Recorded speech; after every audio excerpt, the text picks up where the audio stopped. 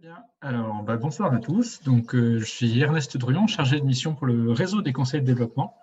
Et donc, on accueille ce soir Christine Aranega, une des 150 citoyennes de la Convention pour le climat. Et donc, avant de lui laisser la parole, je vais juste dire un mot sur le réseau des conseils de développement.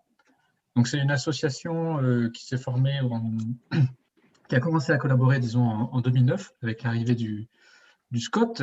Et donc, c'était un travail commun, voilà, sur le SCOT qui regroupait à l'époque 6 conseils de développement. Et donc aujourd'hui, on n'est plus que 4, le conseil de développement du Grésivaudan, celui du Pays Voironnais, de Saint-Marcellin-Vercors-Isère et évidemment de la métropole.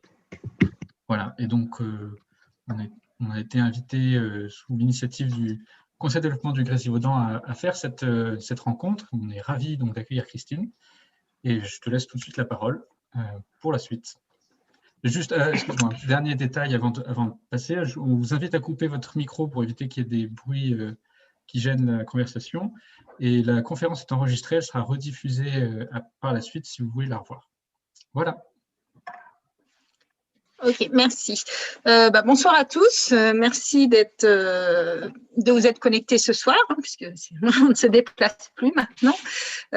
Donc moi, je m'appelle Christine Aranega, donc j'habite à Tess, dans le massif de Beldon. Et donc, j'ai eu la chance d'être tirée au sort pour participer à la Convention citoyenne pour le climat, plus particulièrement dans le groupe Se Déplacer. Donc, je vais essayer de vous faire partager mon expérience ce soir. Alors, la Convention citoyenne pour le climat, en fait, elle a été décidée par le président de la République, Emmanuel Macron, pour sortir de la crise des Gilets jaunes dans les suites du grand débat national. Et en fait, c'est une expérience démocratique inédite en France. Il y avait eu des conventions citoyennes dans d'autres pays, en particulier en Irlande. Et donc, elle a donné la parole à 150 citoyens pour définir une série de mesures permettant de lutter contre le réchauffement climatique. Donc, l'organisation a été confiée au Conseil économique, social et environnemental, le CESE, qui est la 3e chambre de la République après l'Assemblée nationale et le Sénat. Donc, la Convention citoyenne pour le climat, elle a réuni 150 citoyens avec une mission qui était de définir une série de mesures permettant d'atteindre une baisse d'au moins 40% des émissions de gaz à effet de serre d'ici 2030 dans un esprit de justice sociale. Donc, elle s'est déroulée sur 7 week-ends. Elle a été animée par des spécialistes du dialogue citoyen et on a auditionné des centaines d'experts. Alors, elle s'est déroulée du 4 octobre au 21 juin. Alors, en fait, au départ, ça devait se terminer en janvier. Ça devait durer 4 mois. On devait rendre nos conclusions fin janvier, mais on a eu quand même plusieurs aléas. On disait qu'on était un petit peu maudits, qui ont prolongé l'expérience. Donc, d'abord, il y a eu les grèves de décembre qui a fait qu'on a dû repousser la session de décembre. Ensuite, nous, on a demandé à avoir une session supplémentaire parce qu'on trouvait qu'on n'avait pas assez de temps pour approfondir les mesures. Et enfin, l'épidémie de Covid est arrivée et avec elle, le confinement. Donc, vous voyez que la session 6 a eu lieu le 6, 7, 8 mars et on devait faire la dernière session fin mars. Et là-dessus, le confinement est arrivé et donc elle a été repoussée. On n'avait pas la date et on a pu finalement la faire en présentiel à Paris le 19, 20 et 21 juin. Sachant que entre la session 6 et la session 7, on a fait une session également en visioconférence durant tout un week-end.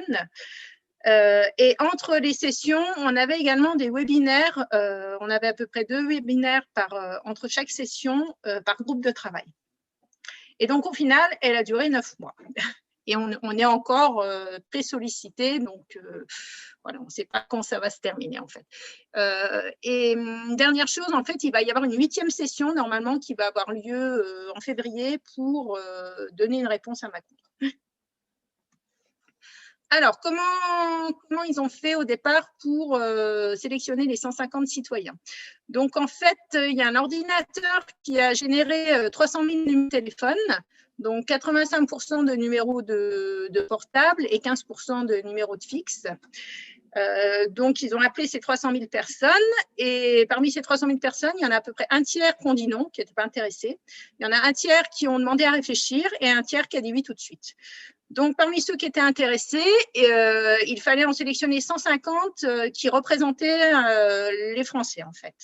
Donc, il fallait que il y ait autant d'hommes que de femmes, enfin même un peu plus d'hommes, puisqu'on est 52% de femmes, pardon, puisqu'on est 52% de femmes en France.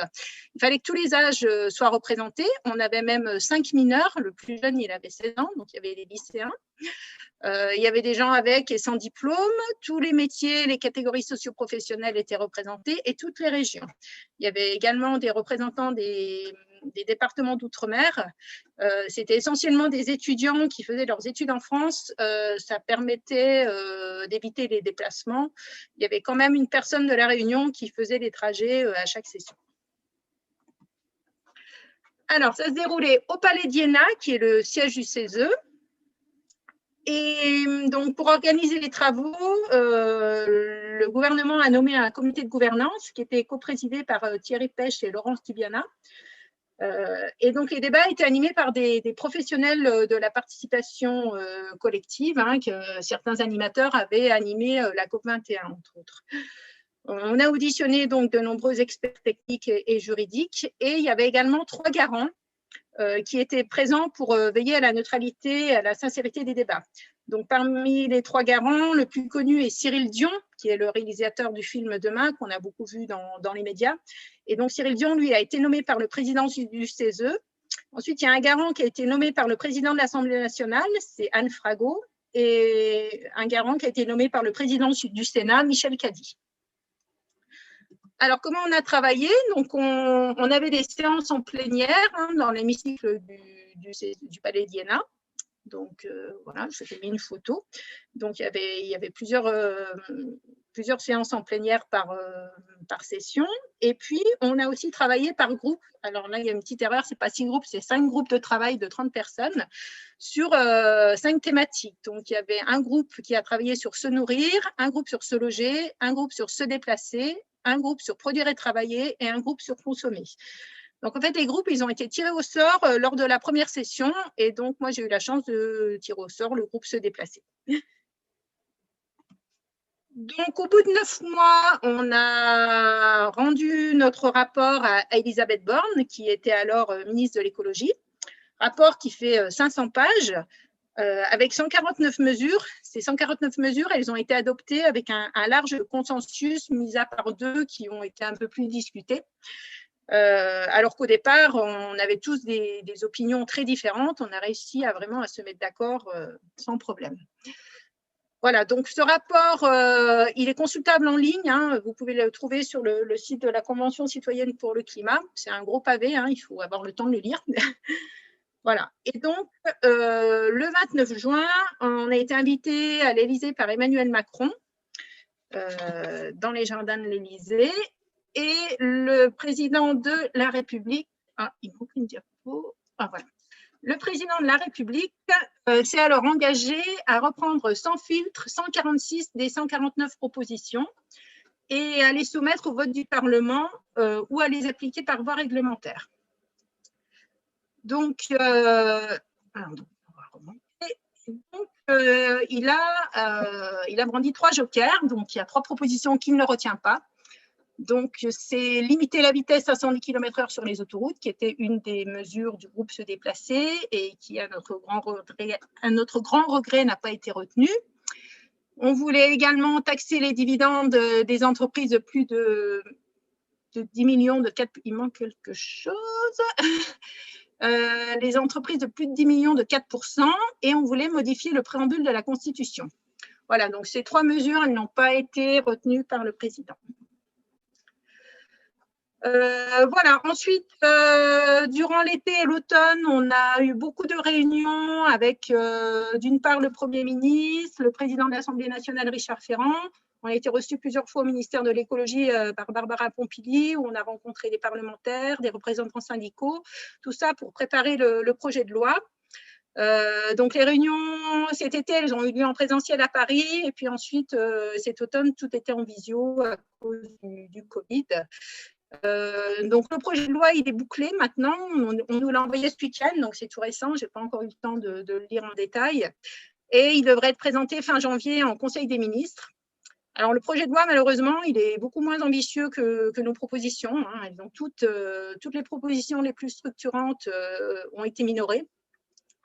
Et donc, on pense que ça ne va pas permettre de diminuer de 40% les gaz à effet de serre. Et c'est d'autant plus dommage que maintenant, c'est même plus de 40% qu'il faut les baisser, c'est de 55%. Hein. L'Europe a pris l'engagement de diminuer de 55% les gaz à effet de serre. Donc, en fait, plutôt que de minorer nos mesures, il aurait même fallu les augmenter. Voilà, et donc par la suite, on devait être associé aux travaux des parlementaires qui vont étudier le projet de loi normalement au mois de mars, à partir du mois de mars. Et donc les parlementaires vont pouvoir amender ce projet de loi. Donc dans un sens ou dans l'autre, hein, puisqu'ils peuvent mettre des amendements pour le minorer, mais ils peuvent aussi mettre des amendements pour le rendre plus efficace. Donc on verra, mais les parlementaires étant quand même à majorité macroniste, on n'est pas très optimiste. Voilà donc pour la présentation de la Convention citoyenne. Donc, si vous voulez, on va faire une petite pause et puis je peux déjà répondre à quelques questions sur le processus. Alors, pour l'instant, on a 3 questions là, qui sont arrivées dans le chat. Donc, je vais inviter les personnes qui les ont posées à se manifester avec leur micro. C'est peut-être le plus simple. Donc, on avait d'abord Pierre-Louis Serrero qui voulait poser une question. Oui, bonsoir Christine Arga. Donc, merci au réseau de cette proposition. C'est très intéressant parce qu'on entend beaucoup parler. Moi, j'ai vu par exemple une tribune qui est parue je crois dans le journal du dimanche. On voit effectivement que les sénateurs, en gros, vous traitent entre l'escroquerie, démocratie de paille. Enfin, en gros, c'est ce que vous présentez ou rien, ça ne vaut pas grand-chose. Donc, la question que je vais poser, c'est est-il prévu, puisque vous avez rencontré Gérard Larcher, président du Sénat, et Richard Ferrand, président de l'Assemblée nationale, est-ce que vous allez être auditionné par les commissions qui vont avoir à discuter de ce débat, de ce projet de loi? Et la question annexe, c'est, comment dire, je l'ai oublié, ça m'apprendra. Oui, alors on a déjà rencontré Richard Ferrand, Gérard Larcher, non.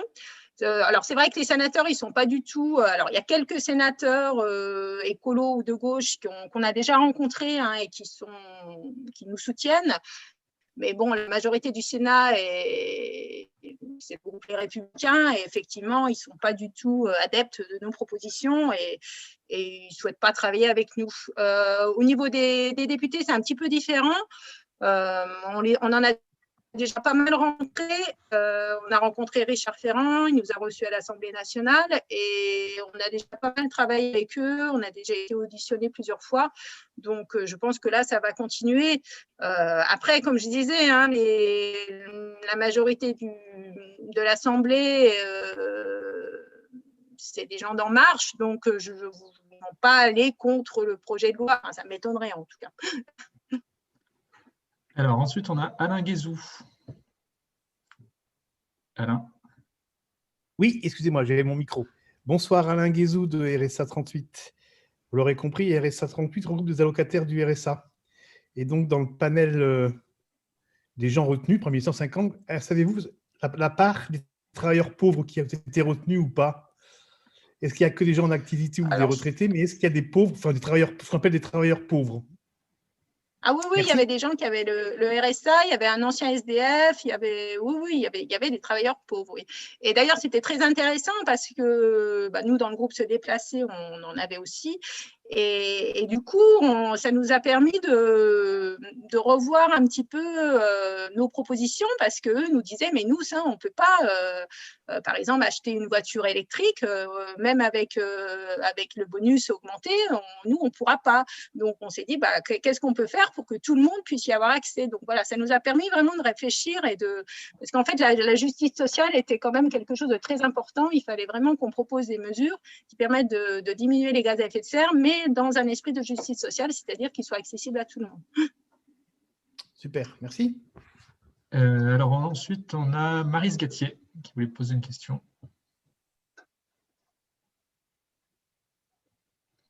Pardon, excusez-moi. Oui, excusez-moi. Bonjour Christine, Maryse Gatier, donc je suis la présidente du réseau Bonjour. des conseils. J'enlève la caméra parce que j'ai peu de réseau. Oui, ma question était la suivante. Vous parlez à un moment donné de propositions minorées, mais selon vous, pourquoi est-ce qu'elles étaient trop ambitieuses? Est-ce que la barre a été trop haute ou il y a trop d'enjeux pécuniaires économiques? Parce que quand même, si vous dites que la plupart sont minorées… Oui, alors la barre était trop haute. Non, je ne pense pas que la barre était trop haute. Je pense même qu'on aurait dû la mettre plus haut, puisque maintenant, il faut diminuer les gaz à effet de serre de 55%. Donc, le but, c'est quand même de lutter contre le réchauffement climatique. Et vous verrez la présentation que je fais ensuite. Ce n'est pas avec des demi-mesures qu'on va y arriver. Après, oui, c'est sûr qu'il y a la crise du Covid qui est arrivée et qui n'est pas prévue. Enfin, quand on a fait nos mesures, c'était avant. Alors, on les a finalisées pendant le confinement, mais on avait déjà pratiquement terminé avant la crise du Covid. Après, la crise du Covid, elle a bon dos aussi. Voilà, ça peut être aussi l'occasion de rebondir et de proposer autre chose, à mon avis. Et puis après, il y a tous les lobbies.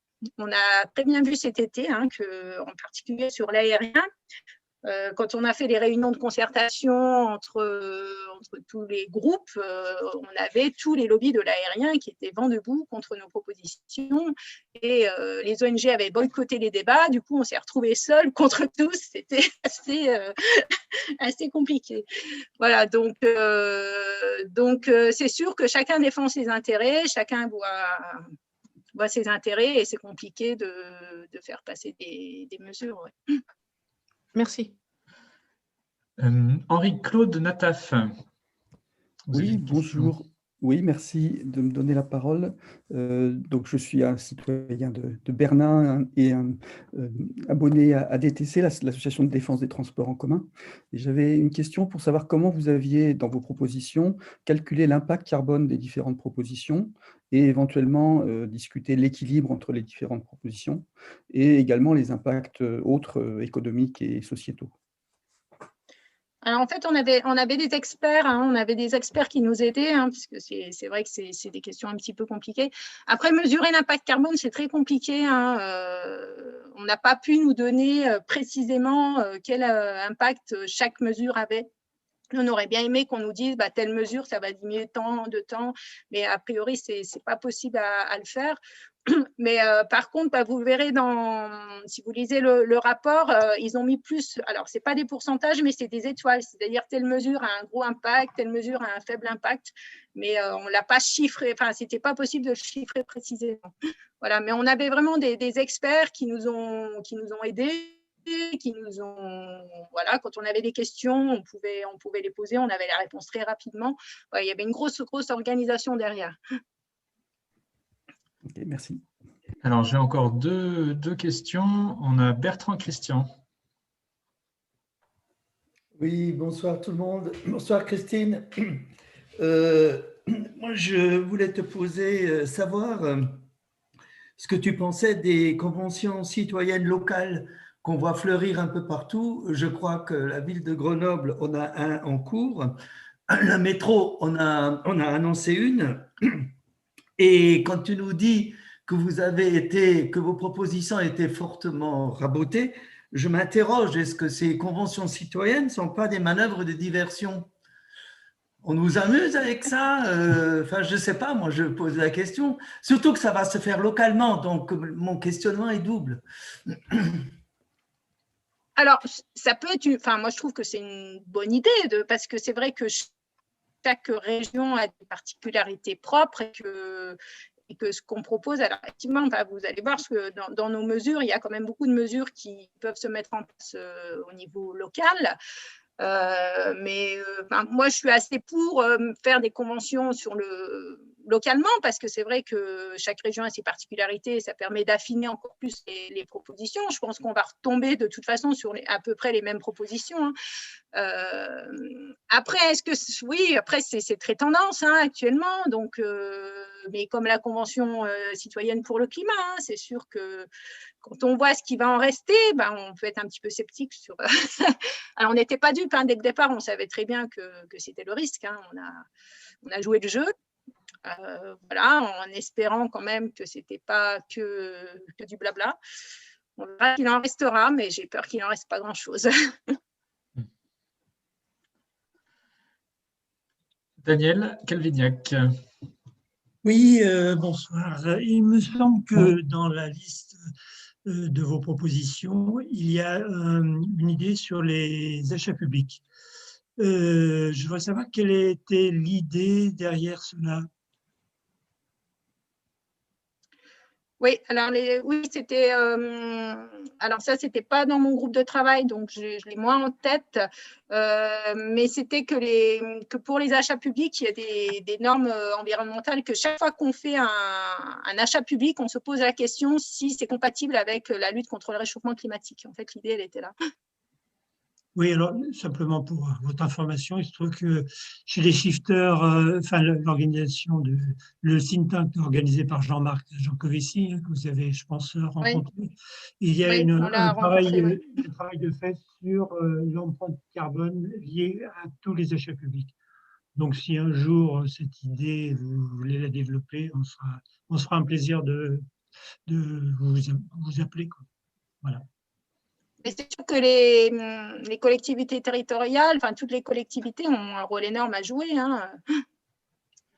Oui, on travaille dessus et je pense qu'il y a une bonne idée là-dessus. Voilà. Et alors justement, quelle volonté des 150 citoyens de continuer à s'investir après la convention? Alors du coup, après la convention, oui, j'ai oublié d'en parler. On a fondé une association pour déjà au départ, c'était pour garder le lien entre nous. Et puis du coup, en fait, cette association sert de faire le lien avec le gouvernement pour avoir un droit de regard sur nos mesures. Et donc, on est très actifs. Je pense qu'ils ne s'attendaient pas à ce qu'on soit si actifs, à mon avis. Voilà, donc on a beaucoup de liens entre nous, on essaye de voir à chaque fois que le projet de loi, qu'on a des infos sur les mesures qui vont passer, si c'est ce qu'on voulait, si c'est minoré, si voilà. Et donc, on a même fait un site internet où chaque mesure est reprise et où on note si elle a été rejetée ou si elle a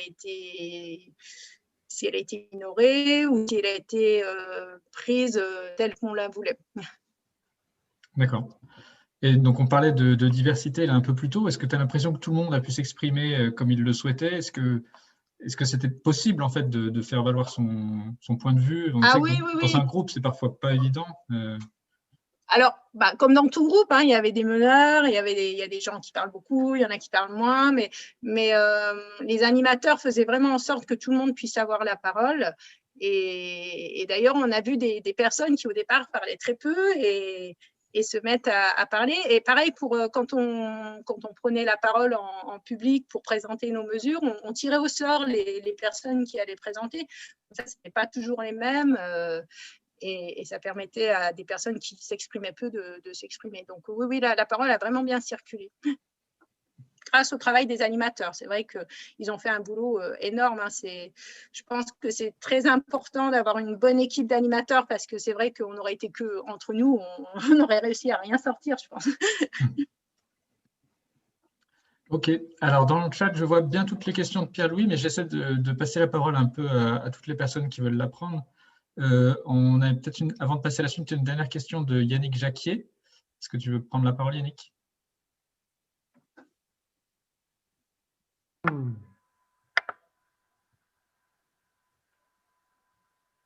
Oui, bonsoir. En fait, moi, je rejoins un peu Bertrand et Christian sur la question de l'utilité de ces conventions. Est-ce que c'est un effet de mode? Est-ce que c'est un leurre? Est-ce que c'est des choses comme ça? Et du coup, à travers vos contacts et vos associations, vous avez ressenti une volonté d'agir, alors je dirais rapidement,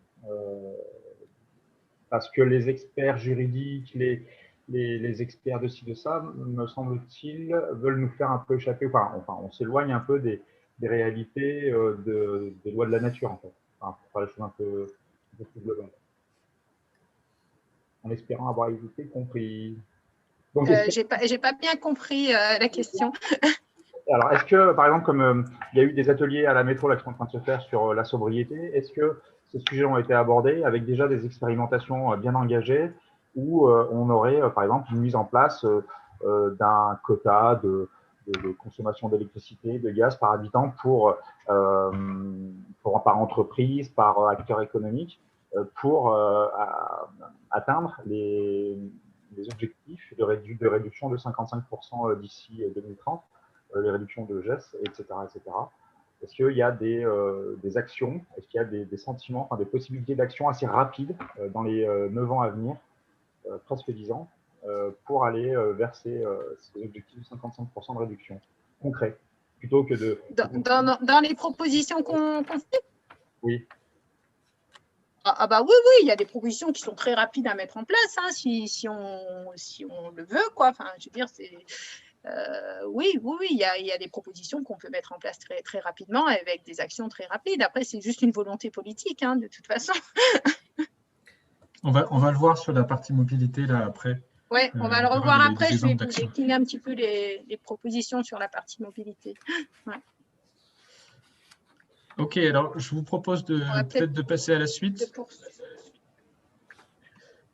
Alors du coup, la suite, je voulais quand même vous faire un petit rappel sur le réchauffement climatique parce que, en fait, comme je vous l'ai dit, les 150 venaient vraiment d'horizons très différents. Et je vous avoue qu'à la fin de la première session, je me suis dit qu'on n'arriverait jamais à se mettre d'accord et qu'on n'allait pas réussir à remplir notre mission. Et en fait, si, on a réussi. Et comme je vous l'ai dit, on s'est mis d'accord vraiment. C'était un consensus puisque pratiquement toutes les mesures ont été votées à plus de 90%, mis à part 2. Et donc, si on a réussi à se mettre d'accord, c'est essentiellement suite à la première session où, lors de la première session, on a été formés, entre guillemets, hein, on a rencontré des climatologues de renom qui nous ont démontré avec efficacité tous les enjeux du réchauffement climatique. Et donc, je vais donc essayer de vous en faire prendre conscience aussi, si vous n'en avez pas conscience. Alors, du coup, le réchauffement climatique, maintenant, c'est une évidence pour tout le monde, hein. On sait que la température augmente. Il y a encore quelques climato-sceptiques, mais beaucoup moins, heureusement. Et on sait que si on ne fait rien, on pourrait atteindre plus 7 degrés en 2100, avec bien sûr des conséquences catastrophiques. Alors, donc, sur cette slide, on voit un petit peu les différents scénarios. Donc, le scénario de référence, en l'absence de toute nouvelle mesure, donc là, c'est même plus 4, là, c'est marqué plus 4 degrés, mais maintenant, on dit qu'on atteindrait plus 7 degrés. Donc, c'est énorme. Si tous les engagements actuels de tous les pays étaient maintenus, on arriverait à plus 3 degrés, ce qui est encore beaucoup trop. Et donc, le but, c'est de limiter le réchauffement à plus 2 degrés. Et donc, on voit que pour arriver à plus 2 degrés, il faut vraiment baisser rapidement et drastiquement les émissions de gaz à effet de serre. Et pour ça, il faut des engagements 3 fois plus ambitieux. Et l'idéal, ce serait d'arriver à plus 1,5 degré. Et donc là, il faudrait des engagements 5 fois plus ambitieux. Donc, on voit donc qu'il faut agir rapidement si on veut y arriver. On a perdu énormément de temps et on en perd encore. Et les experts disent qu'il est encore possible d'inverser la tendance, plus pour longtemps, mais on peut encore le faire. Mais pour ça, ça nécessite des transformations radicales dans tous les secteurs de la société et bien sûr dans le monde entier, hein, pas qu'en France. Alors, pour lutter contre le réchauffement climatique, donc, il faut diminuer les émissions de gaz à effet de serre. Et donc, pour ça, il faut savoir de quelles activités proviennent ces émissions de gaz à effet de serre. Donc, en France, le premier secteur émetteur, c'est le secteur des transports. Donc, on voit que ça représente 30% des émissions de gaz à effet de serre. Et donc, dans le secteur des transports, ce sont les voitures qui sont principales responsables, hein. On voit que ça représente 52%. On pense toujours aux poids lourds parce qu'on voit les poids lourds sur l'autoroute, mais en fait, c'est les voitures qui polluent le plus. Ensuite, à égalité, on a les secteurs du bâtiment et de l'agriculture qui sont pratiquement 20% chacun. Donc, les bâtiments, c'est les logements, les bureaux, les commerces, essentiellement dus au chauffage, hein, et aux passoires thermiques. Et l'agriculture, c'est essentiellement l'élevage et les cultures. Ensuite, on a les industries. Et ensuite, la transformation d'énergie avec la production d'électricité. Et enfin, les déchets. Donc, on voit que les déchets, c'est pas grand-chose. Alors, du coup, trier ces déchets, c'est très bien, mais c'est pas ça qui va nous sauver du réchauffement climatique. Il faut faire bien plus. Alors, ça, c'est ce qu'on émet sur le sol français. Mais à ça, il faut ajouter tous les produits qu'on consomme et produits dans d'autres pays. Donc, c'est les importations. Et c'est ce qu'on appelle l'empreinte carbone. Et en France, les émissions nationales, elles diminuent un peu, mais notre empreinte carbone augmente en raison de la croissance de nos émissions importées. Et donc, c'est pour ça que c'est important de relocaliser. Alors, en fait, le but, c'est d'arriver à la neutralité carbone en 2050. Donc, la neutralité carbone, c'est quoi? C'est l'équilibre entre les émissions de gaz à effet de serre et l'absorption par des puits de carbone. C'est ce qu'on appelle le net zéro. Donc, pour ça, on a 3 idées fondamentales pour y arriver. Donc, la première, c'est économiser l'énergie. Il va falloir diviser par 2 nos consommations d'énergie. Donc, c'est la sobriété et l'efficacité. Il va falloir réparer, recycler, réutiliser. C'est l'économie circulaire. Et puis, il va falloir remplacer les énergies fossiles par des énergies décarbonées. Et donc, atteindre la neutralité carbone en 2050, qui doit faire sa part? Alors, actuellement, l'empreinte carbone moyenne d'un Français, elle est de 11 tonnes de CO2 équivalent par an. Et pour arriver à la neutralité carbone, il faudra qu'elle soit en 2050 de 2 tonnes de CO2 équivalent. C'est-à-dire qu'il va falloir qu'elle baisse de 80%. Donc, c'est énorme. On voit que l'empreinte carbone d'un Français est 6 fois trop importante. Et donc, pour arriver à diminuer de 80%, eh bien, il va falloir agir à tous les niveaux. Et il va falloir que chacun fasse sa part d'effort. Donc, les individus, mais aussi l'État, les collectivités territoriales et les entreprises. Alors, quelles actions pour les individus? Alors, il me semble qu'il manque une slide. Bon, on va la faire sans. Alors, on sait que si 100% de la population avait un engagement héroïque, c'est-à-dire si tout le monde était végétarien, tout le monde circulait en vélo, ne prenait plus l'avion, remplaçait sa voiture et changeait de chaudière et rénovait son logement, ça permettrait de faire baisser l'empreinte carbone de 45%. Donc, ça veut dire qu'on ne serait pas à 80%, ça ne suffira pas. Alors, 100% de la population avec un engagement héroïque, c'est complètement utopique. Donc, on mise plutôt sur un engagement individuel modéré, plus réaliste, qui permettrait de diminuer l'empreinte de carbone de 20%, ce qui correspond à un quart de l'effort nécessaire pour arriver à 80%. Donc, en fait, 20% de l'effort doit être fait par l'individu en changeant son comportement, en diminuant l'usage de la voiture, en mangeant moins de viande, et puis en investissant dans des véhicules propres, en isolant son logement ou en changeant de chaudière. Et donc, les 60% restants, eh bien, ça doit être fait, c'est des actions collectives qui doivent être faites par l'État, les entreprises et les collectivités territoriales. Et donc, l'État et les entreprises doivent se transformer en profondeur et ils devront impulser une politique collective. Donc, on va donc, pour réussir à diminuer les gaz à effet de serre, il va falloir changer nos comportements et nos habitudes et il va falloir que tout le monde, les entreprises, l'État, les collectivités territoriales prennent des mesures importantes et puis surtout arrêtent les discours contradictoires parce qu'actuellement, on a beaucoup de discours contradictoires. On nous dit qu'il faut moins consommer si on veut arriver à la sobriété et d'un autre côté, on a des pubs qui incitent à la consommation. On nous dit qu'il va falloir moins prendre la voiture, mais on supprime les lignes de train, on agrandit les aéroports alors qu'on sait que les avions polluent beaucoup. Voilà, donc il faut vraiment arrêter les discours contradictoires et il va falloir un changement profond et rapide de la société avec des investissements massifs et puis des choix politiques clairs. Et puis, il va falloir planifier tout ça. Voilà, donc je vais faire une petite pause sur ce thème du réchauffement climatique. Si vous avez d'autres questions, avant de passer à la présentation des mesures sur la mobilité. Alors, oui, on va avoir quelques questions. Peut-être je peux ouvrir cette séance-là. Je me disais que le climat, c'est enfin, disons, c'est qu'une partie du problème. On a aussi une acidification des océans, une artificialisation et dégradation des sols. Est-ce que vous avez eu un point de vue peut-être un peu élargi parfois sur des questions qui ne touchent pas directement au climat? Alors, nous, notre mission, c'était vraiment diminuer les émissions de gaz à effet de serre pour lutter contre le réchauffement climatique. Donc, du coup, il y a quand même des sujets qu'on n'a pas traités parce que ça ne rentrait pas dans la mission.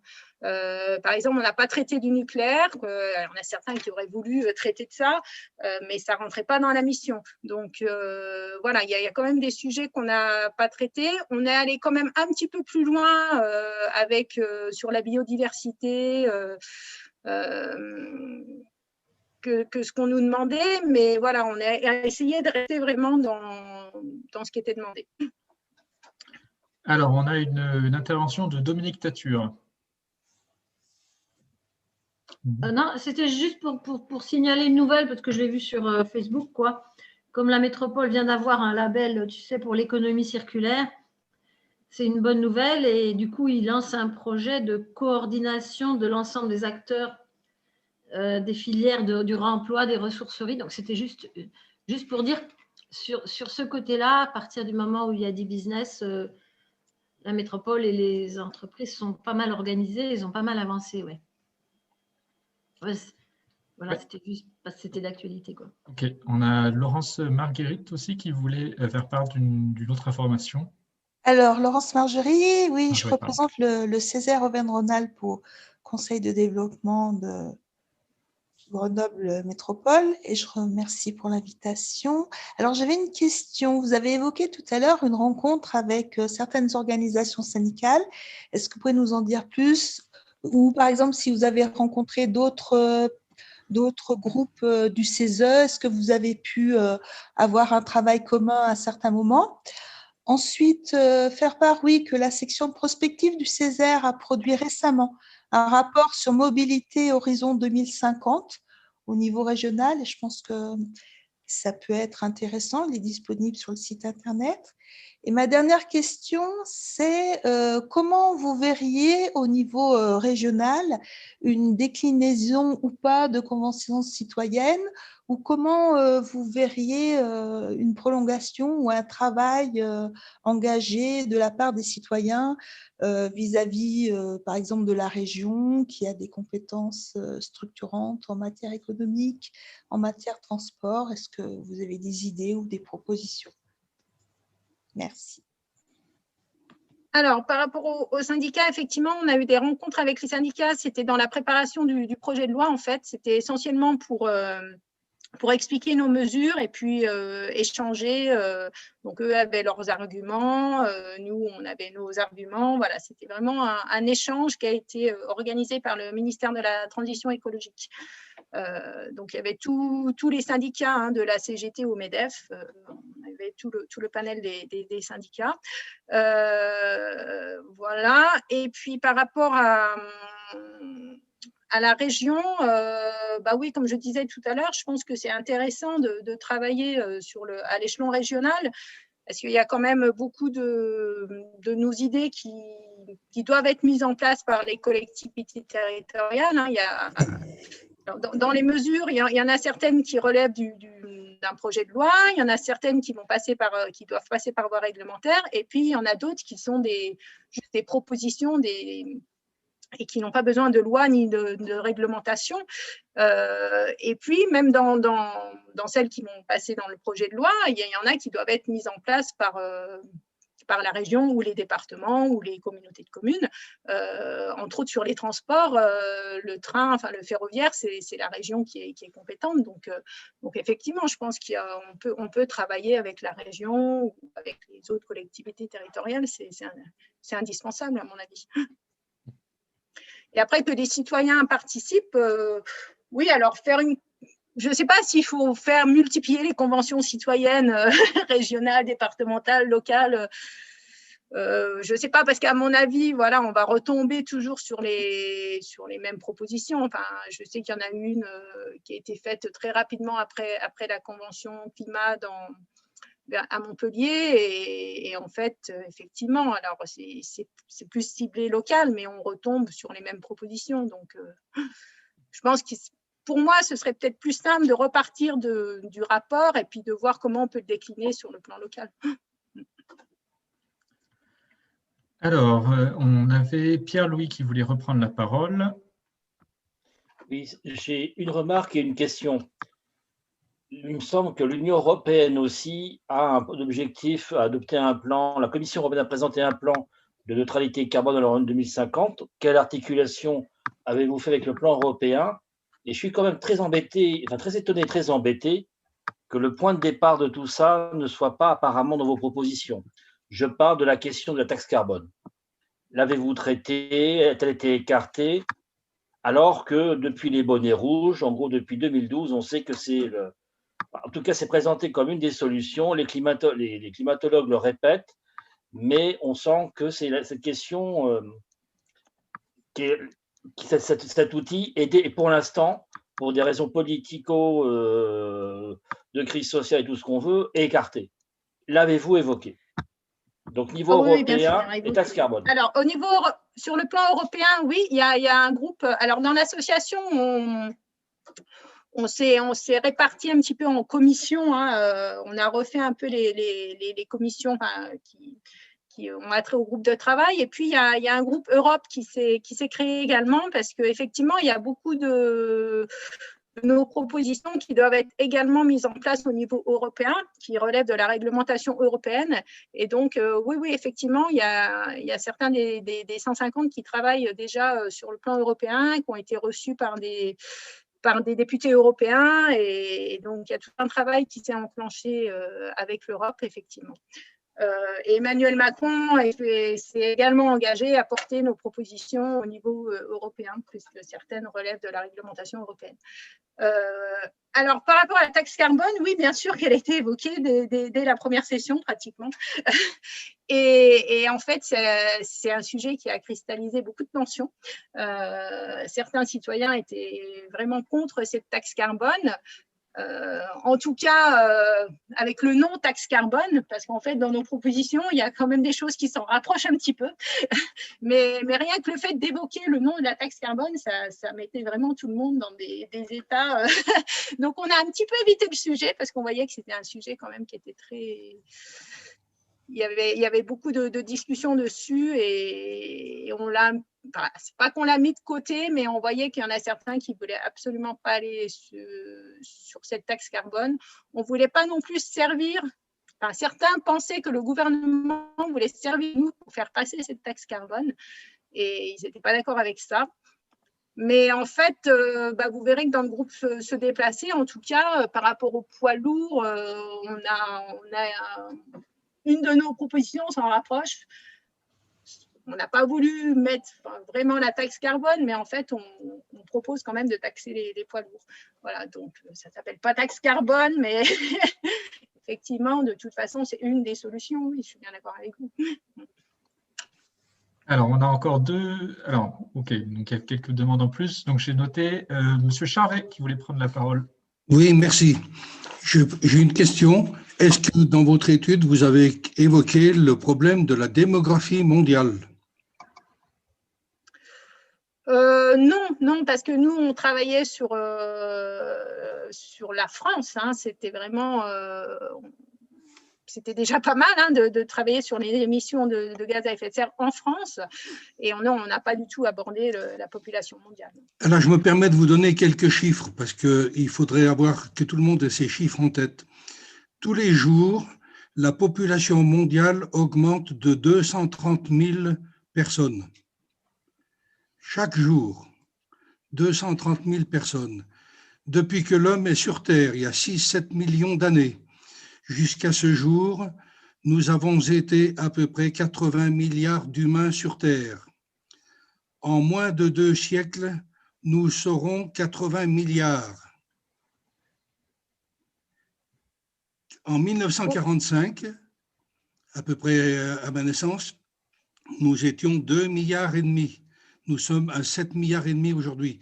Alors, faire toutes les études que vous avez faites et quand vous me dites, oui, mais on est à l'échelon de la France, etc. Oui, d'accord, très bien. Bon, mais le vrai problème, mais personne n'ose l'aborder, c'est le problème démographique. C'est bien évident. Mais ça, évidemment, ce n'est pas du tout démagogique pour personne.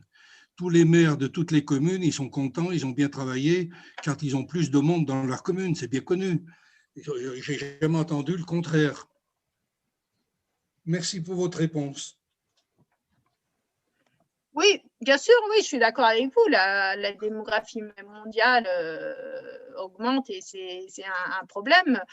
Après, on n'était pas… Enfin, voilà, nous, on avait vraiment une mission. On avait une lettre du Premier ministre avec une mission bien précise.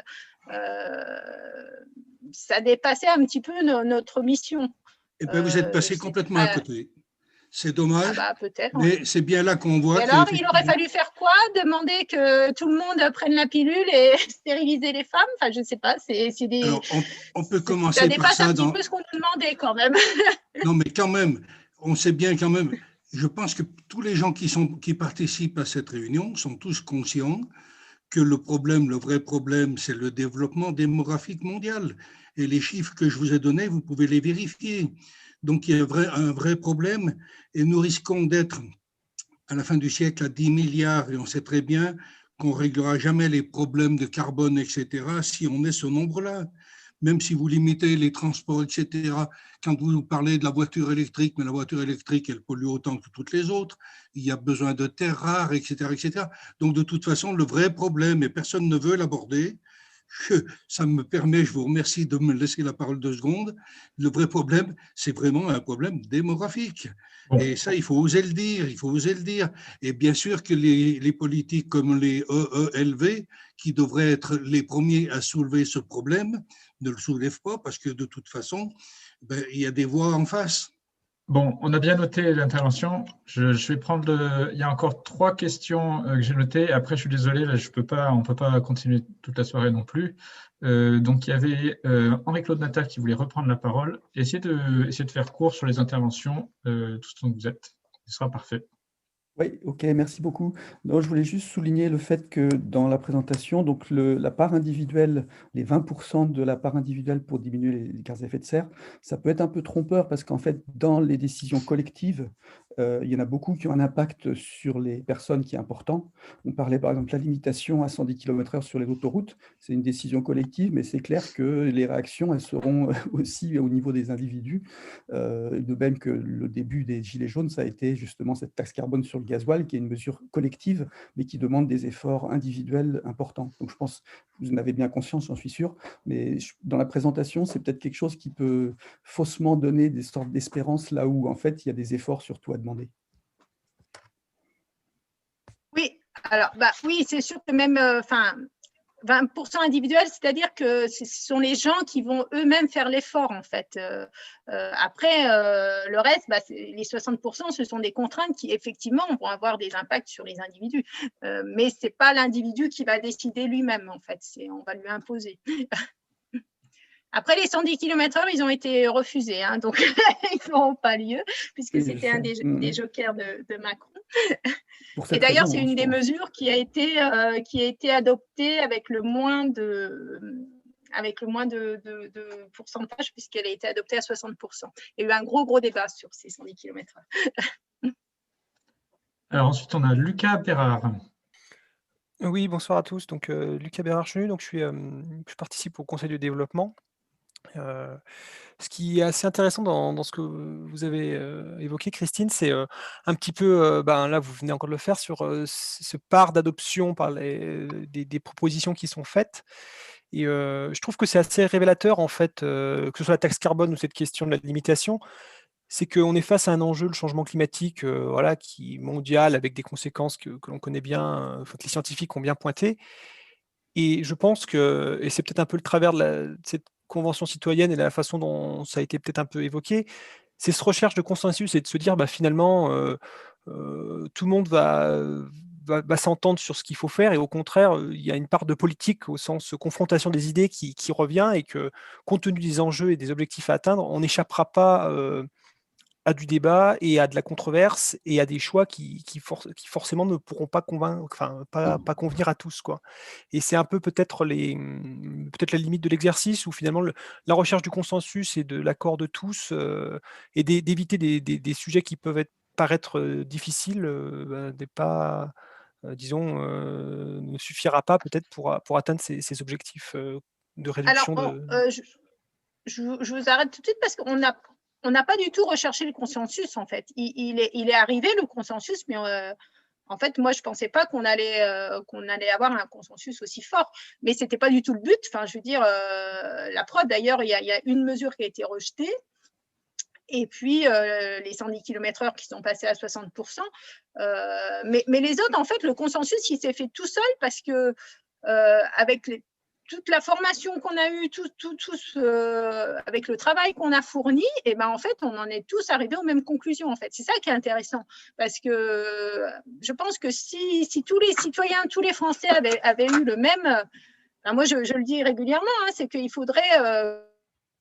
même information que nous, et je suis sûre qu'on arriverait tous aux mêmes conclusions, en fait. Merci. On a une dernière question de SR.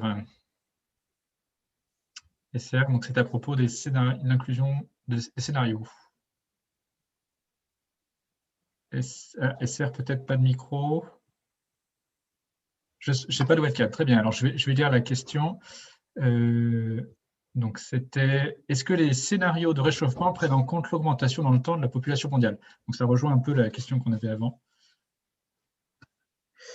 Alors ça, je ne saurais pas répondre. Je ne sais pas s'ils ont pris en compte ça dans leur graphique. Je suppose que oui, mais ça, je ne saurais pas répondre. Oui, j'imagine que c'est fait sur les travaux du GIEC, en fait, finalement. Oui, c'est ça, oui. Très bien. Eh bien, je suis désolé pour les questions qui n'ont pas pu être sélectionnées. On les garde peut-être pour une autre fois. On va continuer. Et j'en profite pour dire bonjour à toutes les personnes qui nous ont rejoints depuis le début. À toi la parole, Christine. N'hésitez pas à vous manifester dans le chat, hein, dans la discussion, si vous avez des questions ou des interventions. Alors, donc, on va aborder la dernière partie où je vais vous présenter donc, les mesures qui ont été proposées par le groupe Se Déplacer. Donc, la mobilité, on l'a vu donc, dans la présentation que j'ai faite, hein, c'est le principal levier pour diminuer les gaz à effet de serre puisque les déplacements représentent 30% des émissions de gaz à effet de serre. Alors, on a un constat, c'est qu'on a de plus en plus de trafic avec des voitures de plus en plus grosses et de plus en plus puissantes. Et que la voiture est préférée car elle est plus rapide et plus pratique. Et puis, parallèlement à ça, on travaille de plus en plus loin de son domicile et donc les trajets domicile-travail augmentent.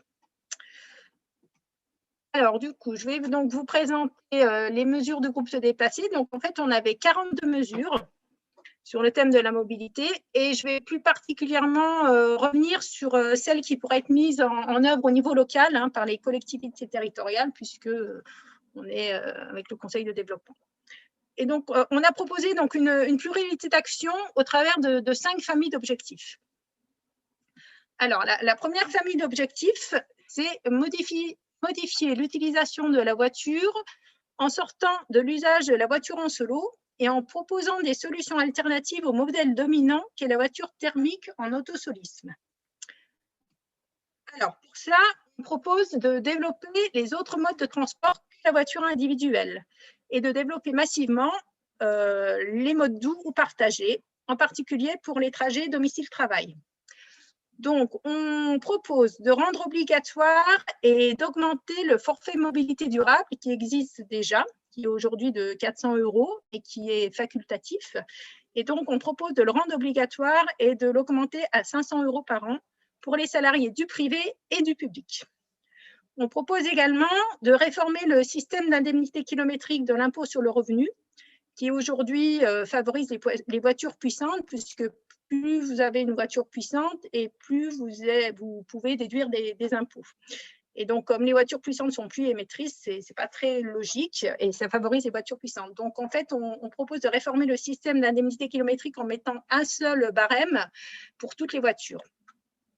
Et enfin, on propose de créer un système de prêt de vélo pour les collégiens et les lycéens, pour les inciter à se déplacer en vélo, parce qu'on sait que les habitudes, bonnes ou mauvaises, se prennent dès le plus jeune âge. Alors, mais pour prendre de nouvelles habitudes de déplacement, en particulier en vélo, il faut pouvoir circuler sans danger et donc il faut aménager les voies publiques pour permettre les nouvelles habitudes de déplacement. Donc, par rapport à ça, on propose de créer des parkings relais dont le ticket permet un accès au transport en commun, donc comme ça existe déjà à Grenoble, hein, mais dans beaucoup de villes, ça n'existe pas. Donc, on propose de les généraliser et de les augmenter dans les villes où il y en a. Ensuite, on demande d'interdire les centres-villes pour les véhicules les plus émetteurs de CO2 en se basant dans un premier temps sur la réglementation existante des zones à faible émission mobilité et en les rendant obligatoires. Donc là aussi, ça existe à Grenoble, hein, on est quand même une région qui est un petit peu en avance. Et donc le but, c'est que d'ici 2030, exclure des centres-villes les véhicules émettant plus de 110 grammes de CO2. Donc, on voit bien que pour y parvenir, il faut d'une part une offre de transport en commun importante, et puis il faut aussi des parkings relais qui permettent à toutes les voitures concernées de se garer. Ensuite, on propose de créer et de généraliser des voies réservées au covoiturage et au transport collectif sur les autoroutes et voies rapides qui mènent aux grandes agglomérations, comme la voie expérimentale qui est entre Saint-Égrève et Grenoble. Et donc, cette mesure permettrait d'éviter les bouchons quotidiens aux personnes qui ne prennent plus leur voiture seule. Ça réduirait les temps de déplacement et c'est à notre avis un levier très efficace pour faire changer les habitudes et faire du covoiturage ou prendre les transports en commun. Ensuite, une mesure est d'augmenter le montant du fonds vélo. Alors, on va passer les slides, de 50 à 200 millions d'euros par an pour financer les pistes cyclables. Alors, je voudrais revenir un petit peu sur le vélo et ce qu'on appelle les mobilités actives. Donc, les mobilités actives, c'est les modes de déplacement pour lesquels la force motrice humaine est nécessaire. Donc, en fait, il y a des experts qui se sont demandé un petit peu quel était le rayon de pertinence de ces mobilités actives. Et donc, on voit que jusqu'à 1 km, on peut sans problème marcher, puisque 1 km, ça représente 12 minutes de marche. Ensuite, de 1 à 5 km, ça se fait très bien en vélo, puisque 5 km, on met 15 minutes en vélo. Et maintenant, avec les vélos électriques, on peut aller jusqu'à 15 km, puisque 15 km, ça met à peu près 40 minutes en vélo électrique. Alors, il faut savoir aussi qu'un trajet en voiture sur 4 fait moins de 3 km. Donc, moins de 3 km, ça veut dire 12 minutes en vélo.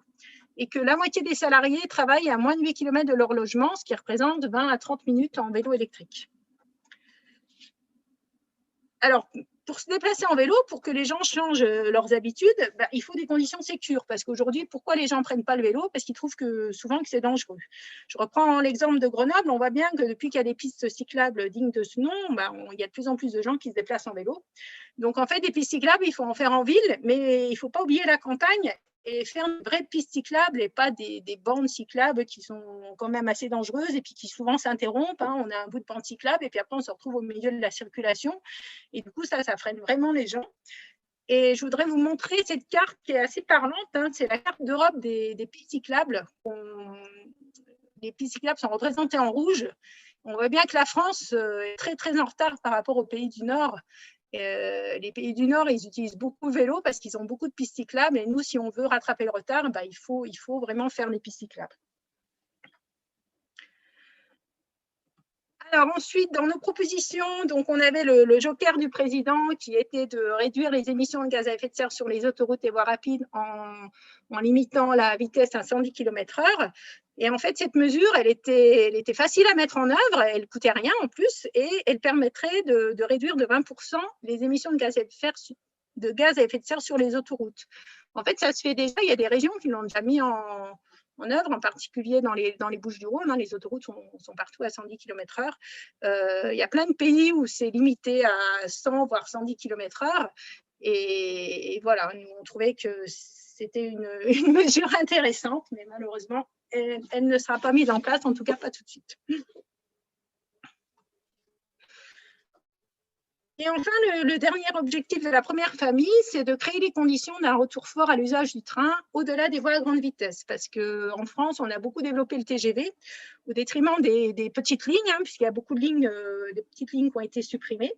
Donc, nous, on propose déjà de diminuer les prix du train avec une baisse de la TVA de 10 à 5,5% sur les billets de train.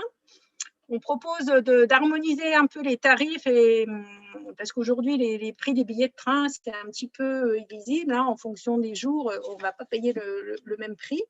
Et puis, en investissant massivement dans les infrastructures.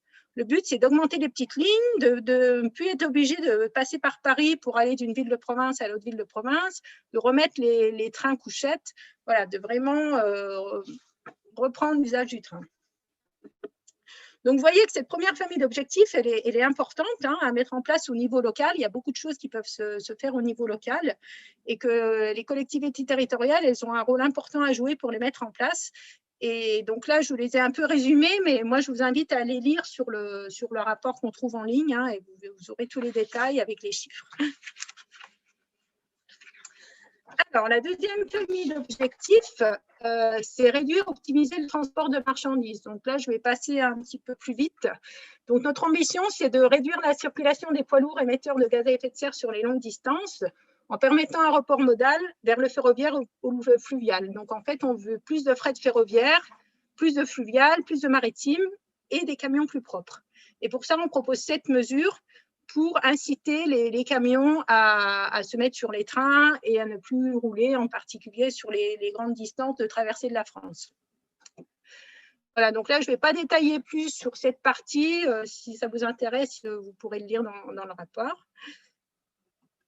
Ensuite, la troisième famille d'objectifs, c'est aider à la transition vers un parc plus propre en réglementant les véhicules. Donc, l'objectif, c'est de faire évoluer le plus vite possible, avant 2030, le parc automobile français, qui est encore majoritairement thermique et qui comporte une grosse part de véhicules lourds type SUV. Donc, on sait que les véhicules thermiques sont très émetteurs et donc ils doivent disparaître progressivement pour laisser la place à des véhicules propres, hybrides, électriques ou à hydrogène. Donc, l'idée, évidemment, ce n'est pas de remplacer chaque véhicule thermique par des véhicules électriques. Hein, ce n'est pas le but. Et puis, ça ne marcherait pas de toute façon parce que les véhicules électriques, ils ne sont pas neutres hein, en émissions. Donc, il va falloir, d'une part, diminuer le nombre de véhicules circulants hein, grâce à la première famille, hein, c'est-à-dire moins prendre sa voiture, avoir moins de voitures par foyer. Et donc, moins rouler en voiture et avec des véhicules plus propres. Et donc, pour ça, on propose 8 mesures. Donc, la première mesure, c'est on propose d'augmenter le bonus pour les véhicules peu polluants. Actuellement, il est de 6 000 €, nous on proposait de le mettre à 9 000 €. Et parallèlement à ça, on veut renforcer fortement le malus sur les véhicules polluants dès 95 grammes de CO2 en supprimant le plafond du malus parce qu'actuellement, le malus, il augmente et puis à un moment donné, il fait un plateau, c'est-à-dire pour les très, très grosses voitures, ben, c'est plafonné. Et on veut également introduire le poids comme critère à partir de 1400 kg pour éviter qu'on achète des voitures toujours de plus en plus grosses. On n'a pas forcément besoin d'aller travailler avec son SUV en ville. On peut très bien y aller avec une petite Clio.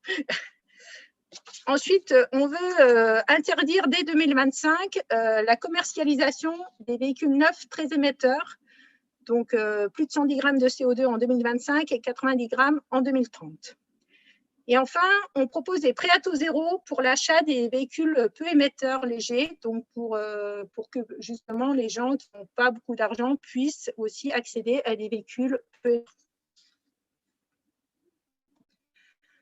Alors ensuite, la quatrième famille d'objectifs, donc là, ça va bien concerner le local, c'est agir au niveau local avec les entreprises et les administrations pour mieux organiser les déplacements, avec 3 sous-objectifs.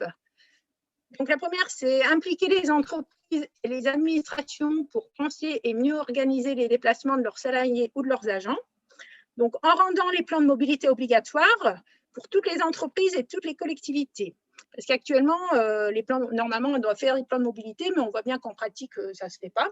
Et donc, on veut aussi créer un pouvoir de sanction pour les autorités organisatrices de la mobilité qui pourront sanctionner si les plans de mobilité employeurs ne sont pas réalisés. Donc, on propose aussi de favoriser les plans interentreprises pour que les petites entreprises puissent s'allier à des plus grosses entreprises pour faire des plans interentreprises. Et on proposait aussi de favoriser les nouvelles modalités d'organisation du travail, en particulier le télétravail. Alors ça, c'était avant la crise Covid, hein, on avait réfléchi à tout ça avant le confinement. Et donc, on est super contents puisque maintenant, le télétravail, je pense que ça va rester. Et donc, nous, on demandait qu'il y ait un principe de télétravail 1 jour par semaine pour tous les métiers où le télétravail est possible. Et on avait réfléchi aussi pour les professions où le télétravail n'est pas possible. On proposait d'organiser le temps de travail sur 4 jours, sans réduction du temps de travail, c'est-à-dire faire les 35 heures sur 4 jours, ce qui permet de ne pas se déplacer une journée. Alors ensuite, on proposait aussi de mettre en place un portail unique qui permettait d'avoir toutes les informations sur tous les dispositifs et les moyens de transport sur un territoire. Le but étant que chaque citoyen ait la bonne information pour organiser ses déplacements sur tout le territoire national. Donc en fait, ça permettrait de savoir à tout moment, rapidement, quels sont les moyens et les dispositifs qui existent sur un territoire pour se déplacer. Ensuite, on propose aussi d'inclure les citoyens dans la gouvernance des mobilités au niveau local et national. Et donc, on proposait de faire participer davantage les citoyens à l'élaboration des stratégies de mobilité en intégrant des citoyens tirés au sort aux AOM. Voilà, donc ça, c'était la 4e famille, donc agir au niveau local pour mieux organiser les déplacements. Et enfin, la dernière famille, c'est sur le transport aérien, donc limiter les effets néfastes du transport aérien.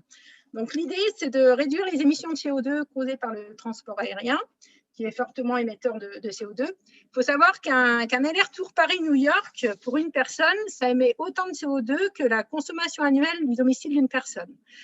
Et un vol Paris-Marseille, ça émet 45 fois plus de CO2 qu'un parcours en TGV sur la même distance. Du coup, on propose plusieurs mesures pour limiter ces effets. Donc, d'abord, adopter une éco-contribution kilométrique renforcée. Il faut savoir qu'actuellement, elle est à peu près d'1,50 € sur un vol intérieur, autant dire que c'est peu dissuasif, hein, on ne le voit même pas. Et donc, on propose d'augmenter cette éco-contribution fortement, comme d'autres pays européens l'ont déjà fait. On propose aussi de supprimer les vols intérieurs sur les lignes où il y a une alternative en train de moins de 4 heures. On demande l'interdiction de la construction de nouveaux aéroports ou l'extension des aéroports existants, d'une part pour limiter le trafic, et puis d'autre part pour lutter contre l'artificialisation des sols.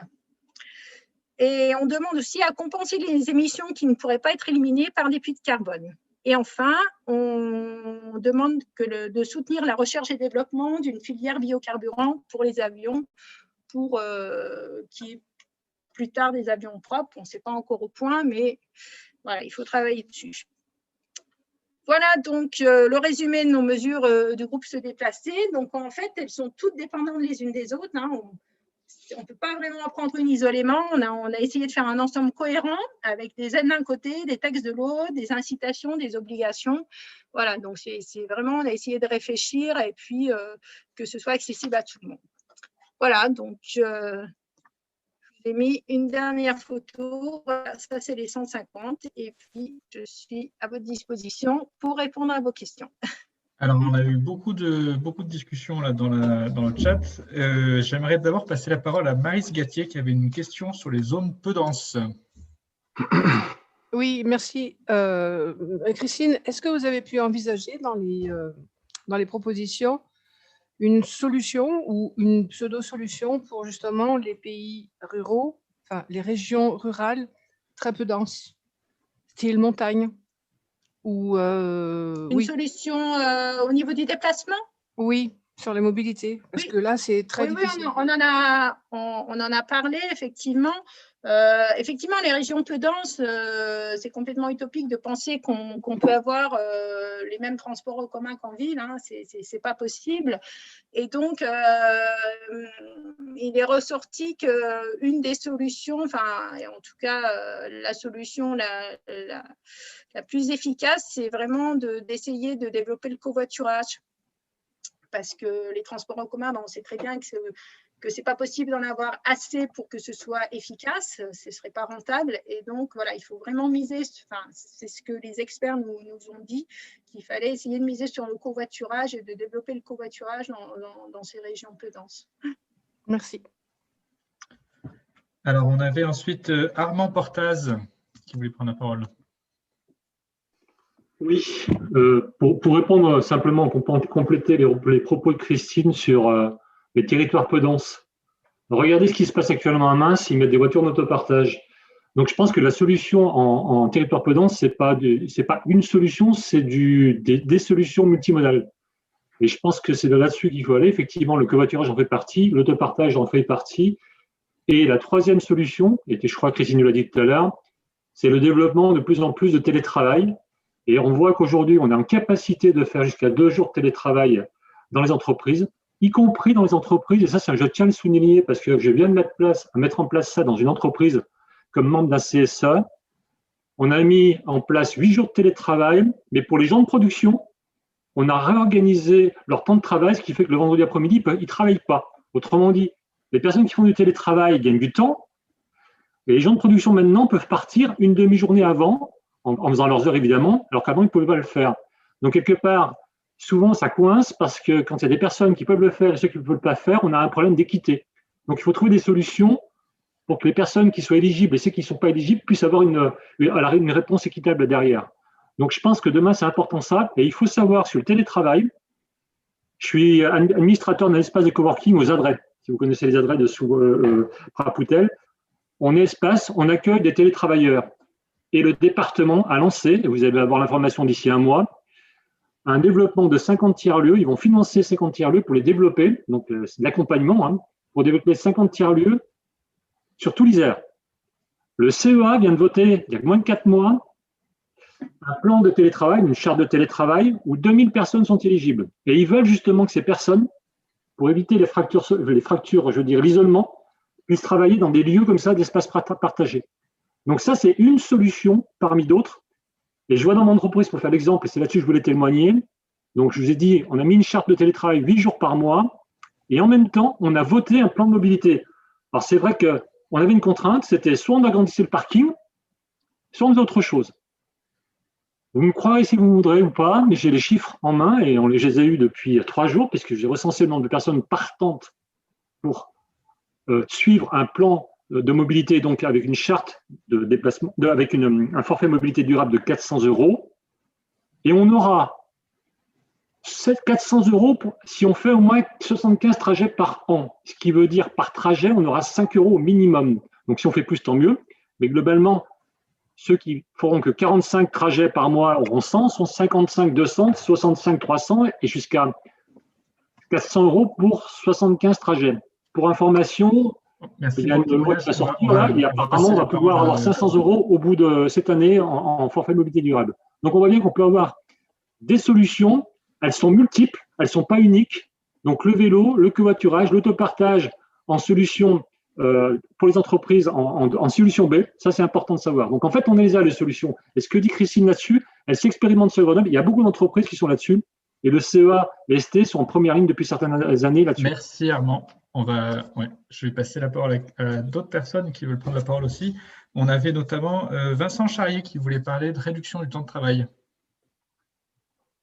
Oui, alors moi du coup, c'est vrai qu'on parlait d'aménagement ou de solutions de télétravail. Je pensais tout simplement, est-ce que la meilleure façon pour justement réduire ces émissions, c'est pas tout simplement de réduire les productions, donc forcément de réduire le travail, réduire les productions, réduire les consommations et effectivement, voilà, tout simplement des solutions de décroissance économique et bien sûr avec toute la réflexion sur le mode de société qui va avec. Est-ce qu'on ne crée pas des modes de société justement, on les base moins sur le travail comme une finalité pour créer de l'accumulation économique et aller le consommer dans des loisirs, dans du matérialisme, quoi. Donc, est-ce que ces réflexions un peu plus globales sur qu'est-ce qu'on fait aujourd'hui de nos sociétés humaines, sur quelles valeurs on les fonde, ont été aussi posées dans la Convention? Oui, bien sûr. D'ailleurs, il y avait la seule mesure qui a été rejetée, c'était justement la réduction du temps de travail à 28 heures. On a eu un énorme débat, un gros débat très intéressant d'ailleurs, avec des arguments des uns et des autres qui étaient dignes. Enfin, on nous a dit que c'était digne d'un débat de l'Assemblée nationale et cette mesure a été rejetée en fait. Donc, effectivement, c'est une idée qui a été émise. Alors ensuite, on avait Dominique Tature sur la conversion des vieux diesels. Oui, ça m'affole un peu de voir l'ensemble du parc.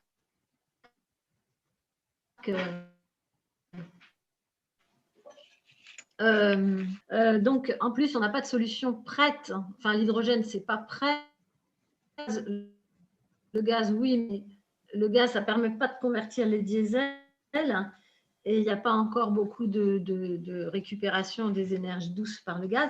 Du coup, je me disais, avec ce genre de filière Fabrica Nova, là, il faudra arriver à récupérer les vieux diesels. Alors, j'ai bien vu qu'un rétrofit coûtait 15 000 €, mais le rétrofit, actuellement, il était fait beaucoup en Allemagne, hein, enfin, la conversion électrique, sur des véhicules chers. Est-ce que nous, on ne peut pas faire un truc basique, voilà, pour conserver un parc en attendant qu'on ait une solution correcte, qui n'ait pas besoin de… Ben, voilà. Ouais, le rétrofit, tu vois, on en a parlé. Hein. D'ailleurs, il y a une mesure aussi sur le rétrofit pour financer le rétrofit.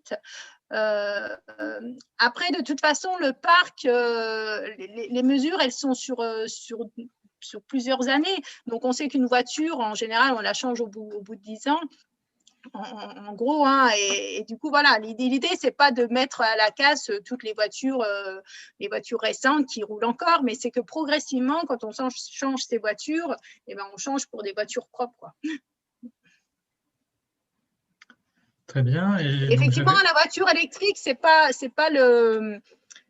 l'idéal. Hein. Le but, c'est vraiment d'avoir moins de voitures, et la voiture électrique, ça reste… alors, les experts nous disent que ça va être une transition, en fait, en attendant d'avoir une voiture. Alors, ils misent beaucoup sur la voiture à hydrogène, mais qui n'est pas encore au point, hein, actuellement. Mais en attendant, voilà, il va falloir passer par la voiture électrique. Alors, il restait deux demandes de parole et puis on va pouvoir conclure. Il y avait François qui voulait s'exprimer. Alors, François, on ne vous entend pas. Je vois que vous parlez. Le micro est activé pourtant. Est-ce que vous pouvez mettre votre question dans la discussion, puis je la lirai, peut-être si ça ne marche pas. Et en attendant, je passe la parole à Philippe.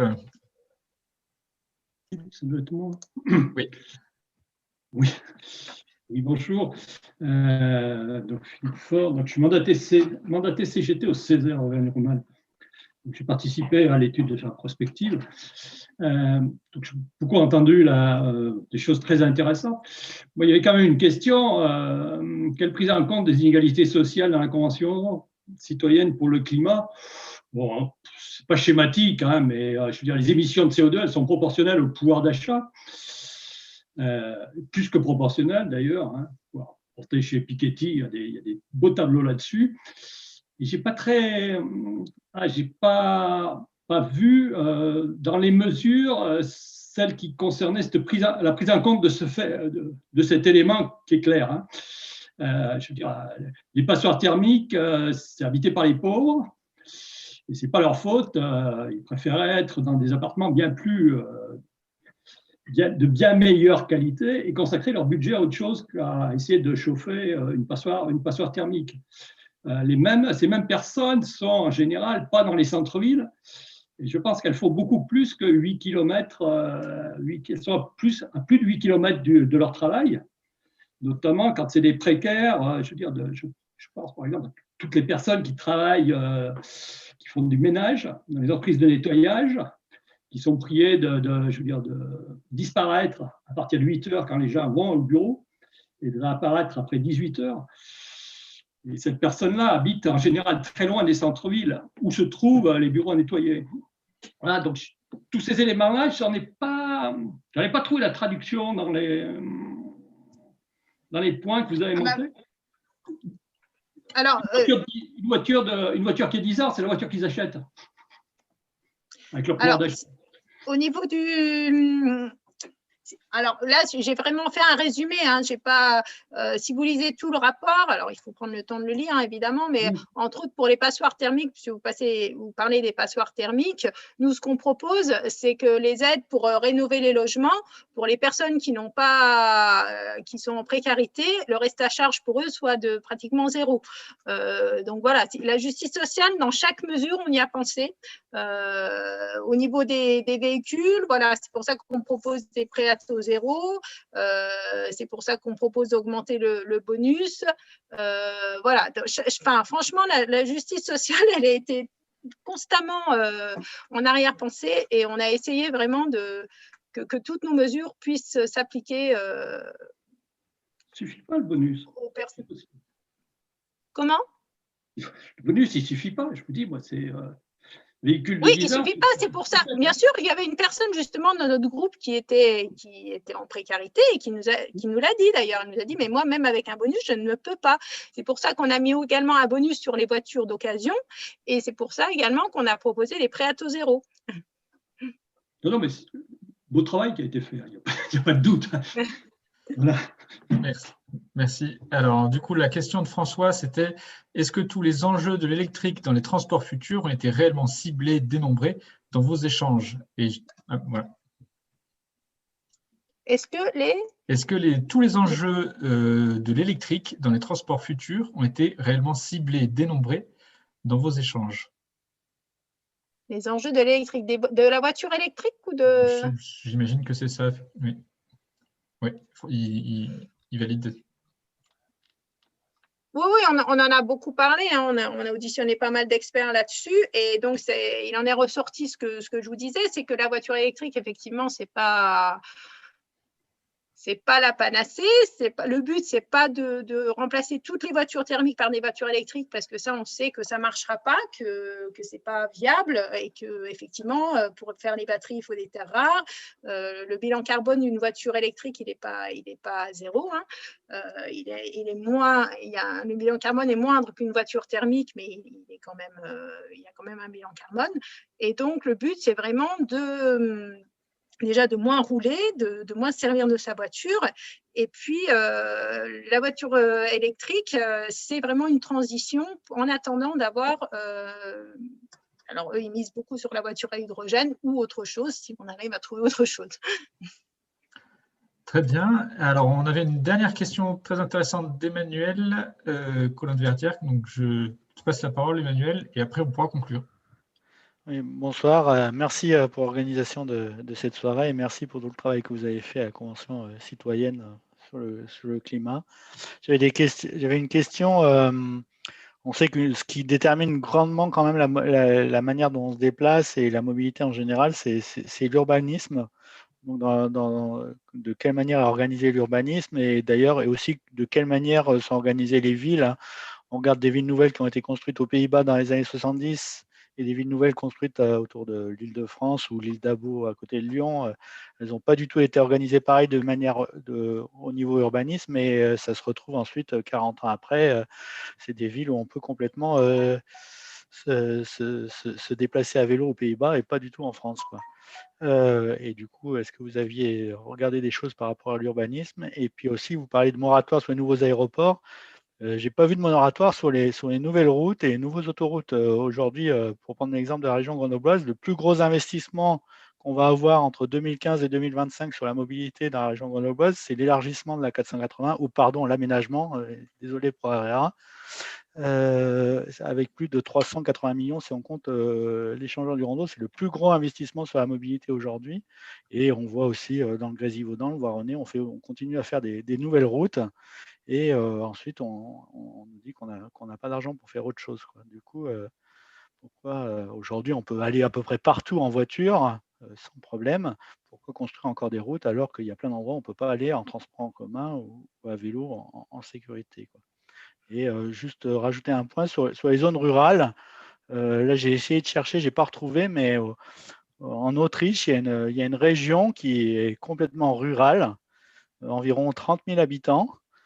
Et ils ont plus de déplacements en transport en commun par habitant et par an que le nombre de déplacements qu'on a sur l'agglomération grenobloise par an et par habitant. Donc c'est pour dire que des transports en commun dans des zones rurales, ça peut quand même fonctionner. Et pareil, pour le vélo dans les zones rurales, il y a des zones très rurales aux Pays-Bas, même si c'est plus urbain, mais il reste des zones rurales où ils se déplacent beaucoup à vélo. Mais pourquoi? Parce qu'ils peuvent aller d'un village à l'autre qui est situé à quelques kilomètres par des pistes cyclables sécurisées. C'est sûr qu'aujourd'hui, en zone rurale, en France, on est obligé, si on se déplace à vélo, de prendre des routes départementales. Et évidemment, notamment en ce moment, le soir à 18h, une route départementale en pleine campagne à vélo, c'est très dangereux. Voilà. Donc merci. La première question, c'était sur l'urbanisme. Sur l'urbanisme, oui. Alors l'urbanisme, oui, bien sûr, on y a pensé. Ça a été fait dans le groupe essentiellement Se Loger. Et effectivement, vous avez raison, hein, l'idée, c'est vraiment de revoir complètement l'urbanisme, hein, c'est-à-dire d'arrêter d'habiter loin de son travail. Hein. L'idée, c'est vraiment de se rapprocher de son lieu de travail pour limiter les déplacements, parce que c'est quand même les déplacements domicile-travail qui sont le plus importants, de redensifier les villes, de limiter l'étalement urbain pour également limiter l'artificialisation des sols. Donc, l'idée, c'est d'agir sur l'artificialisation des sols, mais effectivement, on agit également sur les déplacements, puisque le but, c'est de se rapprocher, d'habiter à proximité de son travail. Par rapport à la construction des routes, oui, effectivement, ça, on ne l'a pas abordé. En fait, les aéroports, on l'a aussi abordé d'une part pour limiter le trafic aérien, mais d'autre part aussi pour également lutter contre l'artificialisation des sols, puisque la construction d'un aéroport, ça bétonne des milliers d'hectares. Je comprends bien, mais là, on parle par exemple d'une nouvelle autoroute entre Poitiers et Limoges, quoi. Enfin, c'est une artificialisation absolument incroyable, quoi. Avec, c'est vrai que ça, avec des sommes incroyables, et ensuite, on n'a pas d'argent pour modéliser la ligne de chemin de fer Poitiers-Limoges, comme par hasard. Ouais, je suis bien d'accord. Et par rapport aux pistes cyclables, alors là, je vous rejoins entièrement. C'est un petit peu mon cheval de bataille, parce que c'est vrai qu'on fait beaucoup de pistes cyclables en ville, mais on oublie un petit peu la campagne. Et la campagne, ce qui est fait, moi, je trouve que c'est pas très satisfaisant. Si on veut que les gens ils prennent le vélo à la campagne, il faut des pistes cyclables dignes de ce nom, sécurisées, séparées de la départementale. Et là, oui, les gens prendront le vélo. Effectivement, dans les Pays du Nord, c'est ce qu'ils ont. Et il y a des espèces d'autoroutes à vélo comme ils ont fait à Grenoble, mais entre chaque village, et ça marche, quoi. Donc, je pense qu'il faut vraiment investir dans les pistes cyclables, parce que c'est vrai que même nous, en montagne, hein, avec un vélo électrique, c'est tout à fait faisable en vélo, mais il faut que ce soit sécure, parce que descendre… moi, j'habite à Tess, quand je descends de Tess dans la vallée en vélo, c'est quand même pas très sécure. Et il y en a beaucoup qui ne le font pas par rapport à ça, en fait. C'est tout à fait ça. Merci. Très bien. On va s'arrêter là. Merci Christine pour le temps que tu nous as accordé. Merci à tout le monde d'avoir joué le jeu et pour les temps d'échange qui étaient très intéressants. Donc, comme je le disais, la conférence a été enregistrée, elle sera diffusée. On pourra vous envoyer aussi le PowerPoint de présentation si Christine est d'accord. Et Christine, je te laisse le mot de la fin, si tu veux rajouter quelque chose. Écoutez, je pense qu'on a déjà dit pas mal de choses. Je voulais vous remercier pour toutes vos questions et l'intérêt que vous portez aux travaux de la Convention. Et puis, j'espère qu'on arrivera à ce que certaines de nos propositions soient mises en œuvre. Et puis, moi, je suis tout à fait partante pour travailler au niveau local, pour essayer de mettre en place des choses. Rejoignez vos conseils de développement. Allez, bonne soirée à tous et toutes. Et à bientôt. Merci beaucoup. Merci à tous. Bonsoir, au revoir. Au revoir.